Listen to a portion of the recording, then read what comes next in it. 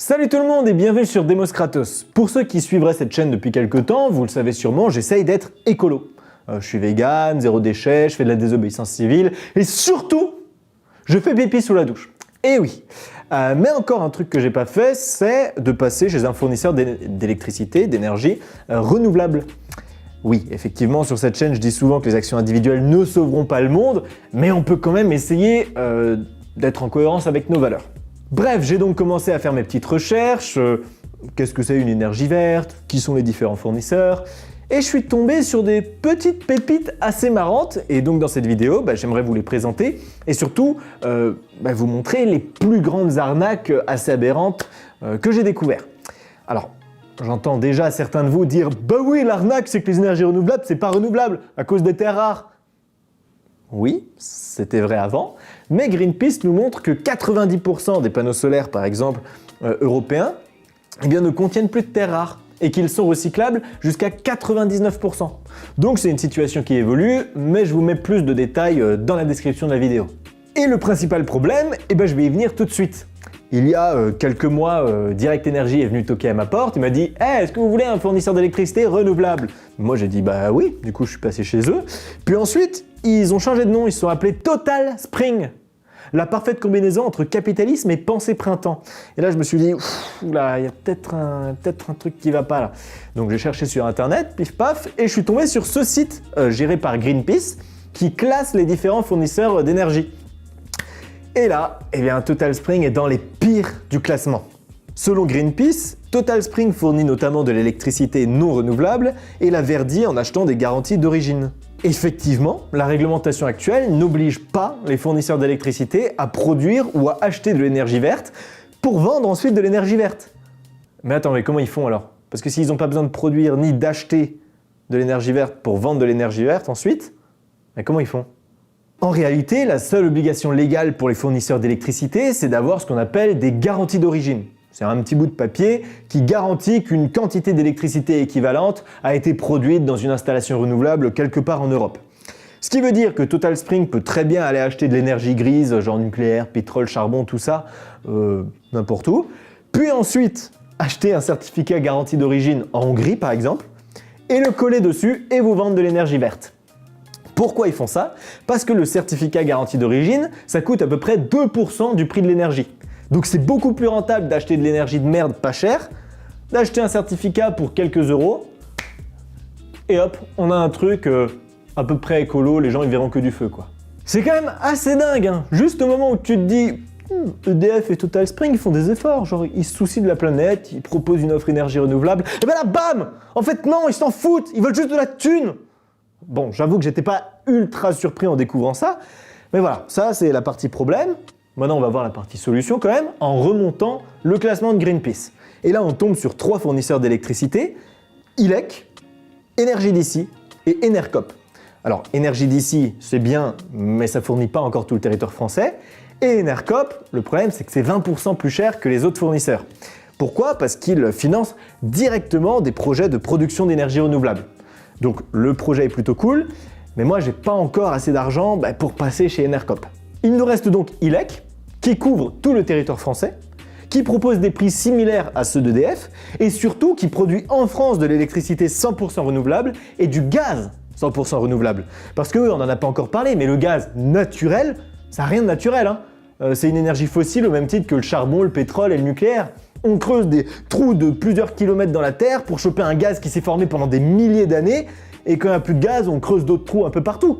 Alors que du biogaz, en gros, c'est issu de la méthanisation des déchets agricoles ou des stations d'épuration. Oui, Benjamin, on prend ton caca et on en fait du gaz, de l'énergie. Est-ce que c'est pas cool ça? ILEC, c'est un des premiers fournisseurs d'énergie à proposer du biogaz. Et moi, ça m'a vraiment intrigué. J'avais envie de voir mon caca devenir du gaz. Enfin, je pense que ça nous intrigue tous. Enfin, j'espère n'être pas le seul, quoi. Donc, je leur ai dit, ILEC, j'ai envie de voir le caca devenir du gaz. Est-ce que je peux venir filmer ça? Ils m'ont dit, oui, avec grand plaisir, mais ce ne sera pas avant novembre. Ok, bon. Je leur ai dit, j'ai envie de parler de vous avant. Parce que j'ai un sujet de presse sur les énergies renouvelables. Est-ce que ça vous dirait de sponsoriser cette vidéo? Et ils ont accepté. Donc, cette vidéo est sponsorisée par ILEC. Je me suis dit que voilà, c'était logique, vu qu'on a tous besoin d'un fournisseur d'énergie, que là, les prix sont plutôt intéressants, et que c'est 100% renouvelable et vérifié par Greenpeace. Attention, ça c'est le label. Voilà, je vous l'offre aujourd'hui sur un plateau. Pour être totalement transparent avec vous, ILEC ne nous a rien donné pour l'instant pour qu'on parle d'eux dans cette vidéo. En gros, la sponsorisation fonctionne de cette manière. Si vous décidez de passer chez ILEC en utilisant le code DEMOSCRATOS, eh bien nous, on va toucher une petite commission. Et vous aurez 100 kWh d'électricité offert, ce qui correspond environ à la consommation d'une personne pendant un mois. Si vous passez chez ILEC, vous avez donc deux gros avantages. 1. Vous financez des énergies renouvelables plutôt que des énergies fossiles en 5 minutes top chrono, ce qui est un acte militant plutôt intéressant. Et de 2, vu que nous on touche une petite commission, eh bien vous financez DEMOSCRATOS et nos prochains gros projets. Donc c'est aussi super intéressant. Donc, petit conseil que je vous donne, faites passer votre famille, votre mère, votre père, vos copains, vos copines, tous chez ILEC avec le code DEMOSCRATOS. Ça pourrait beaucoup nous aider. Je dis ça, je dis rien. Voilà. Bref, ILEC c'était la solution facile face aux arnaques les plus visibles des fournisseurs d'électricité.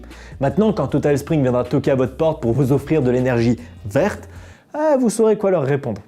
Mais on peut creuser bien plus profond, parce que je peux vous assurer que acheter des certificats garantis d'origine pour verdir son électricité, c'est pas le pire truc sur lequel je suis tombé. Vous connaissez très certainement le protocole de Kyoto, c'est un traité international signé par l'immense majorité des pays et qui les oblige à réduire leurs émissions de gaz à effet de serre.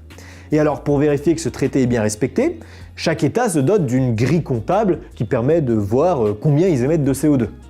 Sauf que le problème, c'est que cette grille, elle n'est pas vraiment vérifiée par un organisme indépendant qui se soucie du bien-être de la planète.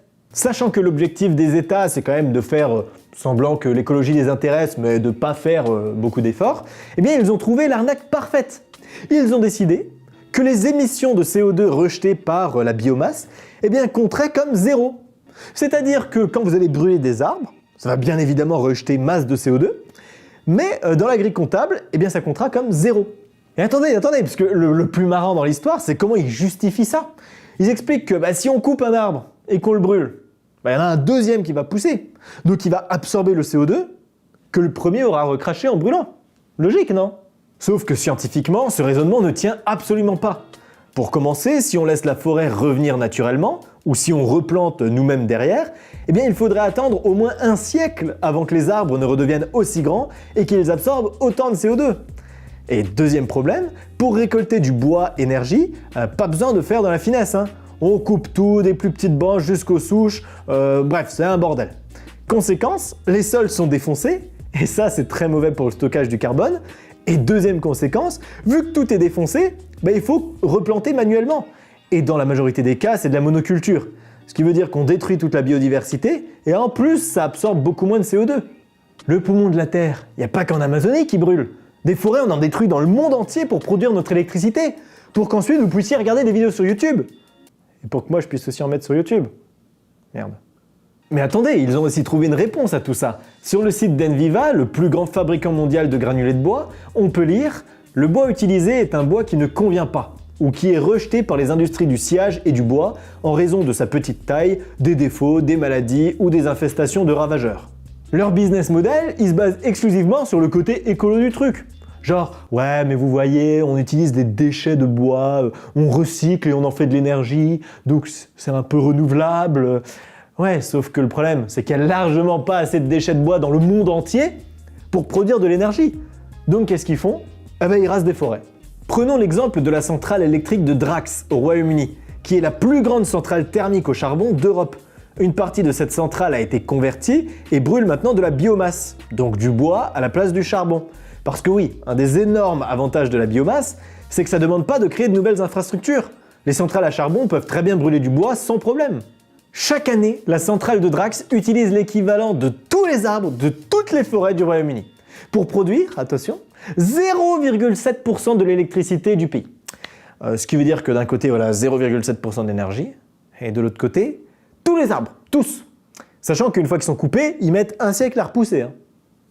Les propriétaires des centrales thermiques à charbon, ils font la promotion de la biomasse en expliquant que ça nous permettrait de réduire nos émissions de CO2 de 74 à 90%, c'est vraiment l'avenir de l'écologie, sauf que ces chiffres sont totalement bidons, puisque brûler de la biomasse, ça compte comme zéro. En réalité, brûler un arbre, eh bien ça émet 40 à 60% de CO2 en plus que brûler du charbon. Donc c'est totalement con. Et en plus, la poussière de bois, elle défonce les cultures aux alentours et elle file des cancers à tous les habitants. Et la cerise sur le gâteau de l'hypocrisie, c'est que c'est même pas rentable économiquement. Non, c'est plus rentable de brûler du charbon que de brûler du bois. Mais c'est là qu'interviennent les politiciens. Vu que leur objectif c'est de faire croire qu'ils en ont quelque chose à foutre de l'environnement parce que les médias commencent à en parler beaucoup, ils filent des dizaines de millions d'euros de subventions aux centrales à charbon pour qu'elles se convertissent à la biomasse. Comme ça, vu que ça compte pour zéro, ils peuvent dire « regardez, nos émissions de CO2 ont baissé, on rentre dans les accords de la COP21. Bravo Bibi !» Si demain les pouvoirs publics ne subventionnent plus tout ça, eh bien ça s'arrête d'un coup. Sinon, c'est pas rentable économiquement. C'est là où on peut agir, en faisant pression sur nos représentants politiques. Ou saboter des centrales. Qui a dit ça? Oh, vous savez que c'est pas légal de faire ça, hein? Vous voulez pas plutôt qu'on se mette devant et on chante et... Non? Bon, tant pis.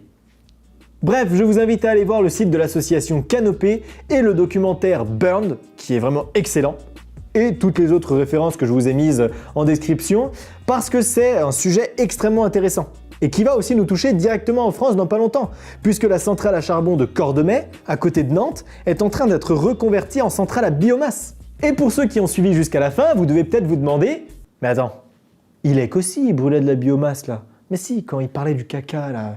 Oui, effectivement, Ilek brûle de la biomasse. Sauf que eux, c'est vraiment du recyclage. C'est vraiment clean. Greenpeace est allé vérifier. Moi, je vais aller vérifier en novembre. Donc, n'oubliez pas de vous abonner. Comme ça, on pourra aller vérifier ensemble dans les prochaines vidéos. Merci à tous d'avoir regardé cette vidéo jusqu'à la fin. Merci à tous ceux qui nous soutiennent sur Tipeee et qui soutiennent du coup notre indépendance éditoriale. Et moi, je vous dis à bientôt sur Demos Kratos.